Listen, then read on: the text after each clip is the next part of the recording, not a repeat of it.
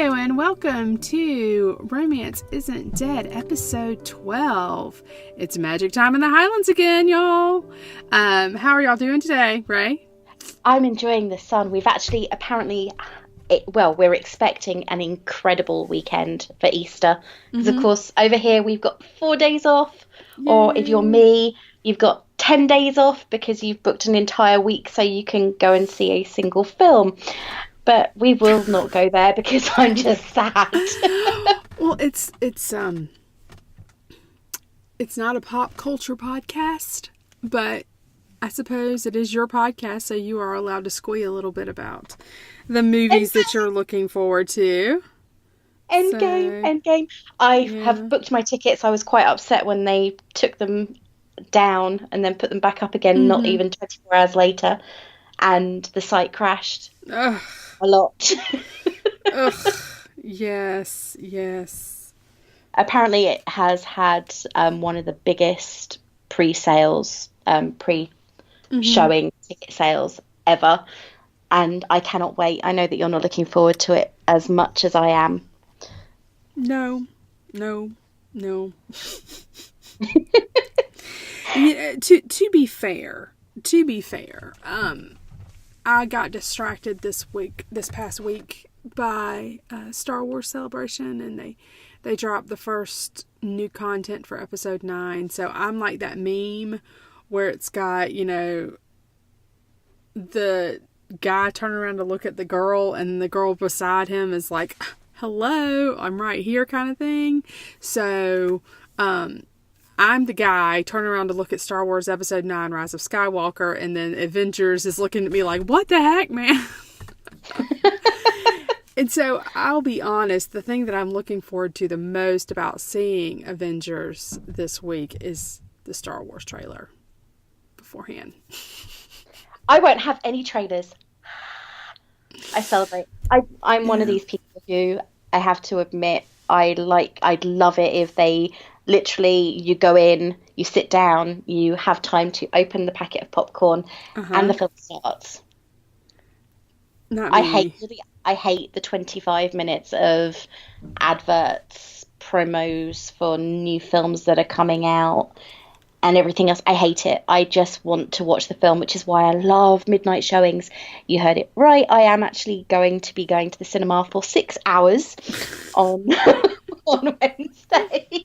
I start watching Infinity War at 9:00 and start watching Endgame at, I think it's 12:05. And it's due to finish at, they say, 6 minutes past 3. So I'm going to be really, really tired, but I don't. Well, I mean, I'd say that you do you, and you enjoy. I'm going with my husband on Friday morning to the movie, but it's so long that we're going to have to get my stepson, his son, to pick the girls up from school, because we're not going to be out of the theater. Like, our movie showing starts at 10:30, but there's going to be 30 minutes of previews probably, so we're not going to get out in there until 2, and someone needs to be in line at, basically, I mean, by the time we got back in the town, it'd be 2:30, which is the time that they release. And so, I mean, we could get them. They'd be waiting for us, but we could get them. So I don't know. I don't know quite what to think, but it'll be all right. It'll be okay. It will indeed. Not going to worry too much about it. All right, so why don't we go ahead and get started? Yeah, definitely. Let's get back on track and talk about the stuff we're actually here to talk about, which is romance novels. Yes. Of course, this week we are talking about Sally's pick for the fortnight, which is The Dark Highlander by Karen M Moning. It's the 5th in the series. Is that right? It is indeed the 5th in the series of, well, I don't even know, 8 or 9, something like that. There's several of them. I can't remember. I think I've got 8. I think I might have 7, maybe 8 of them. I was looking through the other day. Yeah. It's the middle-ish of the series. And I believe it was released in 2002. And I read it closer to 2002 than I did, today. Like, I think I got it at, as a paperback at Walden Books or something, whatever Walden Books was actually still open. And the blurb on the cover is, and Ray and I have sort of we're not really sure how to pronounce his name, but I'm going to go with a guess. I am Dagus McKeltar, a man with one good conscience and 13 bad ones, driven to sate my darkest desires. From his penthouse lair high above Manhattan, Dagus looks out over a glittering city that calls to the darkness within him. A 16th century Scot trapped between worlds, he is fighting a losing battle with the 13 druids who possess his soul, dooming him to an eternity of sexual pursuit. When Chloe Xanders, a student of antiquities, is drawn into his world, she finds the insatiable alpha male an irresistible lure. Before long, she is caught up in an ancient prophecy that will sweep her back in time to medieval Scotland. Plunged into a world of timeless magic and dark seduction, she will soon face the challenge of a lifetime, fighting 13 evil spirits for the heart of one irresistible man. Dun, dun, dun. And let me say this, as I was typing this, like I retyped it, and then as I was reading it, first of all, I almost cried because I want to laugh. But anyway, I am laughing. Just the back cover. I mean, how melodramatic can this get? Like, why did I pick this book up and read it? But it was really good. It might have been the cover because dude had like hot shoulders and a Celtic armband kind of thing going on. I might have just been the cover is hot. Yeah, I mean, but it's just a guy standing there, so it's not like the bodice ripper cover. You don't even see his face. No, you don't see his face, but it's just like, I don't know, it's just something. But okay, I don't want to nitpick the back, but I'm gonna nitpick the back. Okay. Oh, go ahead, if I was going to. So, fine. 16th century Scots. So 1500s, right? 1500s. And then Zoe Sanders, a student, drawn insatiable alpha male with an irresistible lure. Okay. All right. She's caught an ancient prophecy that will sweep her back to medieval Scotland.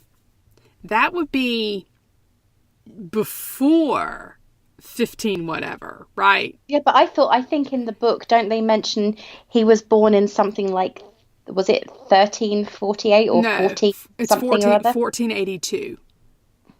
And so if he's 30, then yeah, sure, it's early 1500s, which is the 16th century. That's right.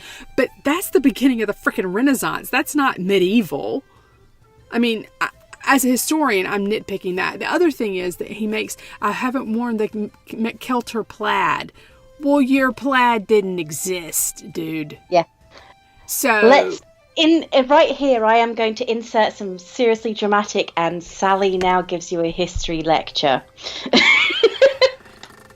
Well, it's jarring for me. And then, timeless magic and dark seduction, blah, blah, blah, blah.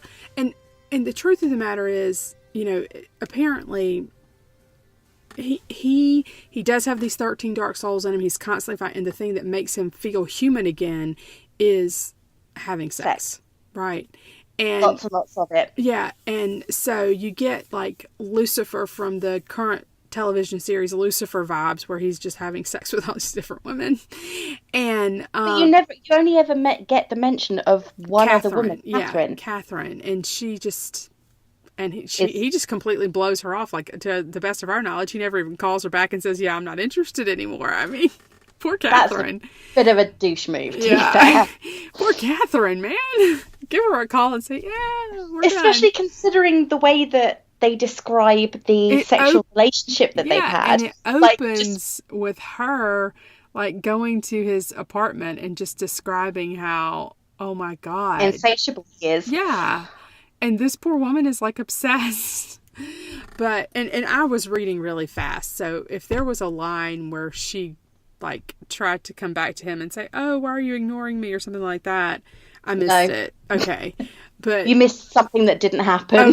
Okay. Well, maybe I wanted to put it in there. It wasn't there. So, yeah, it's this. First of all, I don't like time travel fics, and I actually kind of forgotten that. But I like this book regardless of the time travel element, so I have no shame, apparently. Yeah, but then you think about it, the time travel is probably what, 40 pages maximum in this book, and it happens so close to the end of the book. True.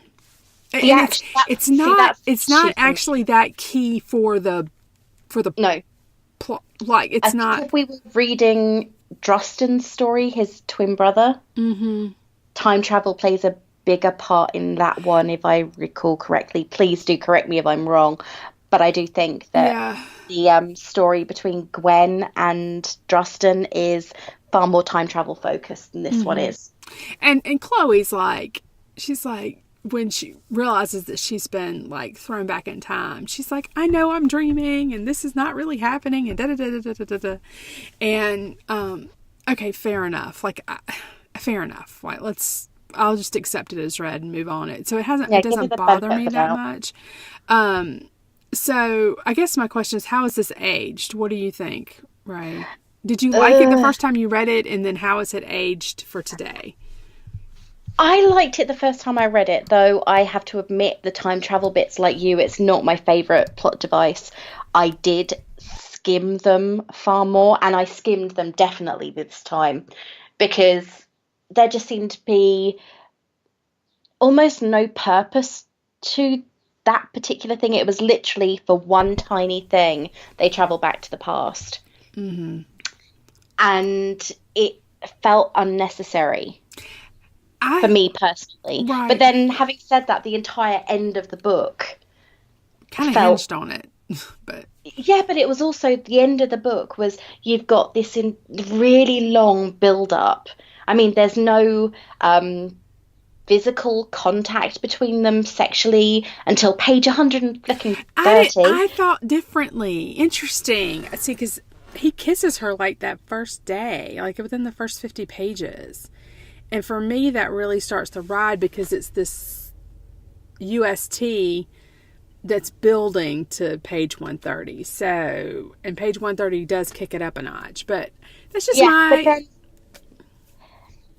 I just found that the end of the book was a rush.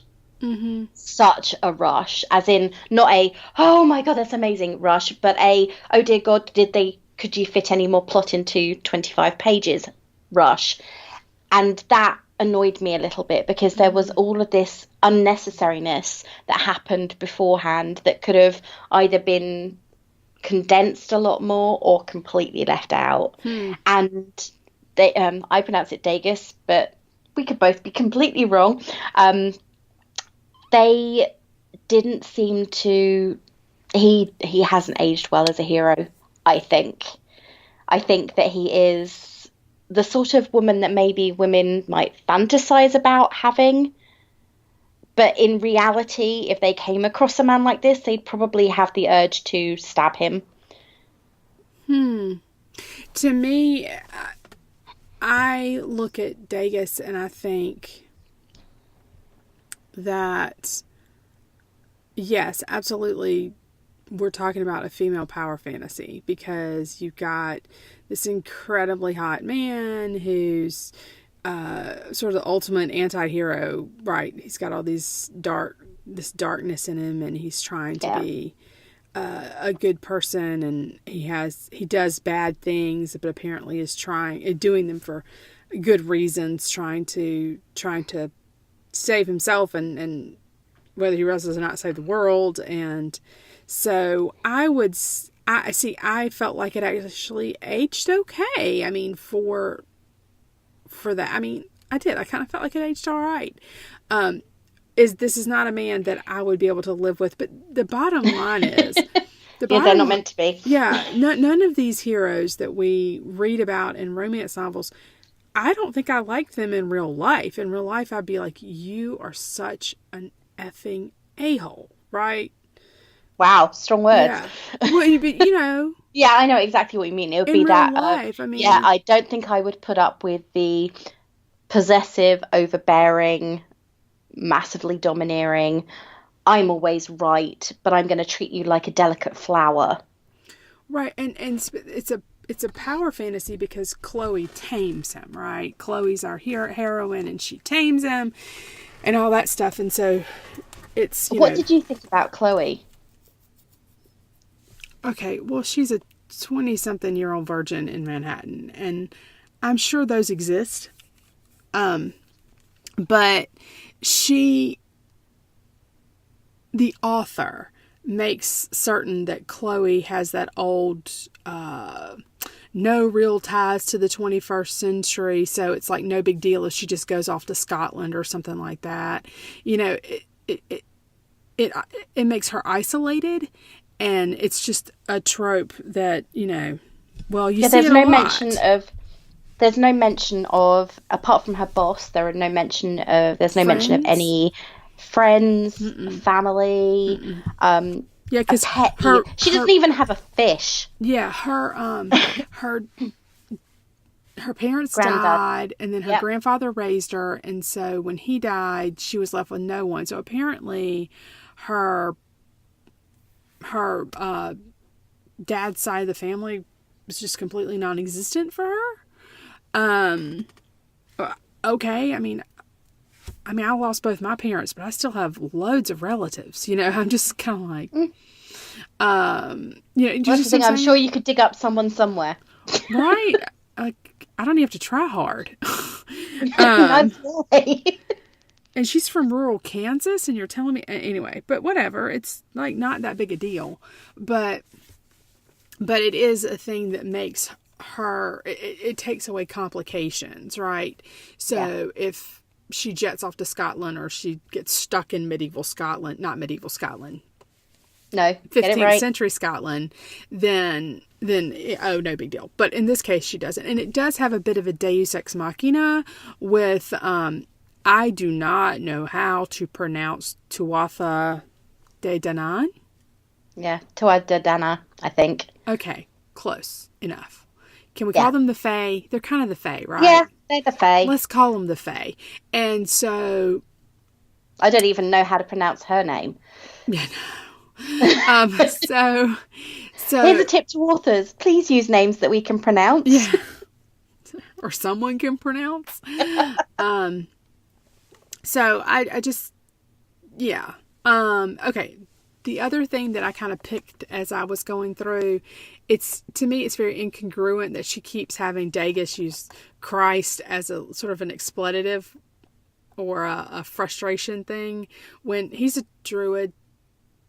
Right. So he wouldn't be using that as an expletive. Right, because he's not praying to Jesus Christ, and it's just, I mean, he would have been familiar with it because Scotland in the 15th century was not pagan at that point. So, nope. But Christianity had already taken a hold. Oh yes, across the entirety of Europe. Across the entirety of Europe, we'd already been invaded by the Romans, for goodness sake. Yeah, and a long time ago. Yeah, and beyond that, you have the Moors and the Ottomans spreading. So anyway, it is what it is. But it's a little frustrating, but it just took me out of the story a little bit. The other thing is, she has no problem communicating with Dagis's dad and stepmom. Sylvan.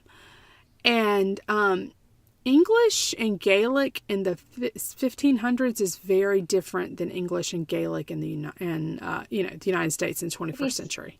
But you say that English at that point would have been incredibly different. You only need to look at the first folio of Shakespeare to realise that English was not the same as it is now. Right. By any stretch of the imagination. So you're looking at the concept of... Did she have a universal translator like you have? Did she have a babelfish in her ear? Yeah, I mean, you're talking about something that's a cross between Chaucer and Shakespeare. Yeah. I mean, really. I mean, because I think by the time you get to 1500, it's probably closer to Shakespeare than it's Chaucer, so it's not "Oisez for the sake of the sweet breath" or anything, but at the same time, I'm thinking she's going to have trouble. A bit closer to that than it is to this. Yeah, and you don't get that. And I understand it's a convenience thing and all that jazz. But that's another reason why I'm like, time travel sucks. That having been said, I really liked the book. And I don't know. I think it's my favorite of Karen M Moning's books. And I certainly like it better than the Fever, the Dark newer Fever. stuff, Dark Fever Is it stuff. Dark Fever? I just I found her new. I don't prefer it. You were. Yeah, I don't Bearing in prefer mind they all came out in what, 2007, 2008, maybe at the latest. So newer the books. Fae Fever books. Yeah, I just Yeah, I mean, these books, we have to say these books are 17 years old. yeah, this one is specifically absolutely. So, and I'm nitpicking, right? I'm nitpicking. This is a book that I said, hey, let's reread this book. So obviously it's a book that I wanted to read and I liked, and I was going for Highlander, sort of a different Highlander type thing than Julie Garwood, Yep, and I definitely. think it is very different. But don't read this book for historical accuracy. But That's to all be I'm saying. fair, don't ever read a romance for historical accuracy. That's my recommendation, is don't ever pick up a romance Unless and I think, write it. yeah, or me. Yeah. But Then you can be assured of historical accuracy, but yeah, no. I'm a yeah, but then historian to by be honest, trade, to be fair. would it be a romance then? You can write a Because romance with historical accuracy. I never think about all the grossness that goes with all the Yeah. regency and everything else, the hygiene issues that would come up, but we don't even want to think about those. No. And they gloss over that kind of stuff quite well in romance novels. They do. Well, and you can gloss over stuff. It's not a problem without it being completely historically accurate, or without it being inaccurate, rather. But anyway, Yeah, that's neither here nor there. true. I don't have plans to pen a historical novel at this point. So, those are my little nitpicks about. Like, for me, it was kind of a fun ride. It was a quick read, I have to Yeah, say. for me, I it's a think fun ride. I read it in a day, and I was at work, so so it wasn't a read that took me a very long time. And I might well pick up another one just because I'm struggling to find anything else to read at the moment. So recommendations, welcome. Um, but I don't think I'd revisit this one again for probably another 10 years. See, if I'm going to revisit any of Karen Moning's, this would be the one that I would revisit. You Just, see, I liked Adam's story. see, I did not. I did not like Adam's story. I remember not liking Adam's story very much, which is interesting. Okay, so we did want to do something a little different today, and talk about the new releases that might be coming up that people might be interested in. And just on a quick note, I saw two books that debuted very recently. First, The Savior, which is book 17 in the Oh my Black God. Dagger Brotherhood series by J.R. Ward. It debuted on the 1st of April in the Kindle store. I have not read recently this series. Like, I think I checked out at about book 8 or 9. I think I And read book one. yeah, and the Black Dagger Brotherhood series is wildly popular. I just kind of moved on from it. And I would say that it is urban fantasy with Yeah, romance, I'd say as so, yeah. opposed to necessarily romance per se. Lots of vampires and all that good stuff. But if you are into J.R. Ward, she does have a new book out, and certainly give it a read and let us know what you think. And then Danielle Steele, old school romance author, has another book out. It debuted in March, and 2019, and it's called Silent Night. Ray, did you have a few books that you wanted, or a couple books that you wanted to point I out? Well, this is one that we have been discussing off Well, podcasts do you just want for. to give the recommendations before we ask for that last bit? Oh, Just okay. give, or Well, the other two first, and then we'll talk about that one. yeah, recommendations. Well, we've if you love and you enjoy Highland novels, there is a novella by an author called Madison Fay. It's a tale of pirates and Highlanders. So there's an abduction, and it's the second in a series. So the book I'm suggesting is Stolen by the Scottish Rogue by Madison Fay. It's a sequel to Tamed by the Highlander. Both of them came out relatively close together, but they are novellas rather than full-length novels.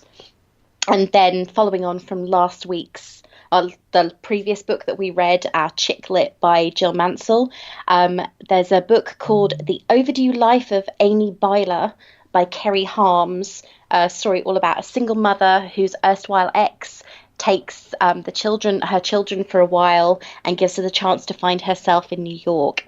Sounds a bit selfish, but time off is exactly what this single mother needs. Okay. So there are my 2 picks for the week. Okay, so just thoughts. And then we have a question for our listeners. Go ahead, Ray. You take this away. Okay, well, I'm sure that everybody is aware of E.L. James, everybody in the romance community anyway, and she has just come out with a new book, The Mister, which has moved her soft porn, maybe, genre to the upper crust London aristocracy. It's a tale of I believe he's a duke or an earl, quite high up in the peerage. Earl. And he falls in lust with his cleaner. Now, we were discussing this because my immediate suggestion was, let's read it and take the pain for everybody else. And Sally has suggested something else, so take it away. So, if our loyal listeners want us to read this book, you need to tell us. We need to have at least as many people, if not more, say that they want us to read it than they don't want us to read it, or they don't care. Like, we need you to make that decision for us, because I'll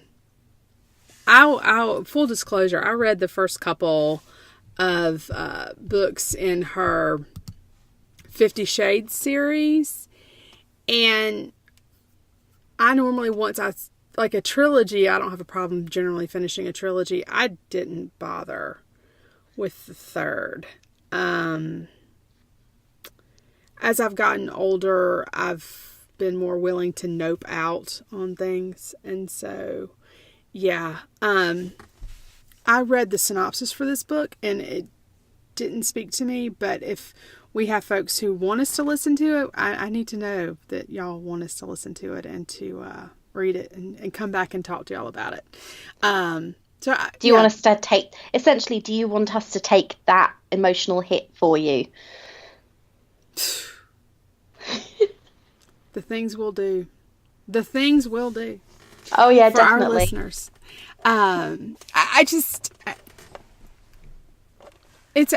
I'll give the book a fair shake if our listeners want us to, but of my own volition, I'm probably not going to pick this one up. Yeah, neither am I. But if y'all want us to, we will. But y'all have to tell us you want us to. That's all I'm saying. So, that's that. Okay, so, what's our next book? Our next book is my choice, and it is a book by Joan Johnston that originally came out in 1988. We were kind of shocked at this because the reprint's from 2007, but it is something like that.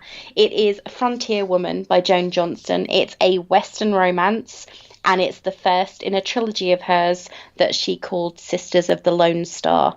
We'll be posting links to where you can get hold of this book in our blog, so check that out, and obviously talk to us on Twitter. We have a Facebook group now, we're on Goodreads, we're pretty much everywhere, so just say hi and we definitely will talk back. Not in a bad way. Yeah. Well, I'm pretty snarky, but well, that's true. I try not to be snarky to listeners. I'm the nice one. I can be snarky to Ray, though. I'm like, oh. Yeah, we've had that conversation. That, oh dear, what you want to what now? I suggested the Mister 3 days ago, and ever since then it's been, what? Really? I mean, I'll do it if I have to. I think I want to punish myself. I mean, come on, y'all. No, to be fair, though, I mean, we do need to stretch ourselves sometimes, right? So, oh yeah, if it's something that you want. I'm interested in this Frontier Woman book because I want to see how it's aged. I mean, it came out in 88, and I have a sneaking suspicion that 88 is going to be a little tricky with aging. But we'll see. I mean, I think we have to understand that a book that came out in 88 is 30 years old. Good grief. And so... I know. I mean, this book's 30 years old, so I think we have to cut it a break, right? I don't know that if we read Pride and Prejudice today, I think we'd probably find the heroines really shallow, right? If you read it without thinking of it as what it is in that time period. I think think of it as one of my favorite novels ever written, ever, right. ever. But if you take them out of context and out of time, I don't know how well that ages. So I think it's a question that we can certainly address. All right. So everyone knows where to find us. We look forward to hearing from you. And Ray, how would you like to sign out this? Keep on searching for your happily ever after. And I would just remind you that romance isn't dead. It's alive and well on your bookshelf. Bye. Bye.